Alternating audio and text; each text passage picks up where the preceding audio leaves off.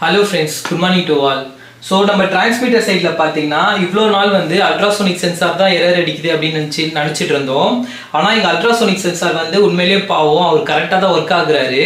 ஆனா ப்ராப்ளம் என்ன அப்படின்னா MOSFET தான். MOSFET வந்து நமக்கு கரெக்ட்டா ஆன் ஆகி கரெக்ட்டா ஆஃப் ஆகுறாரு. ஆனாலும் MOSFETல இருந்து நமக்கு கிடைக்கிற அவுட்புட் பாத்தீங்கன்னா 1.5 ல இருந்து 2.5 வரைக்கும் தான் நமக்கு மேக்ஸिमम அவுட்புட் வந்து நம்மளால எடுக்க முடியுது.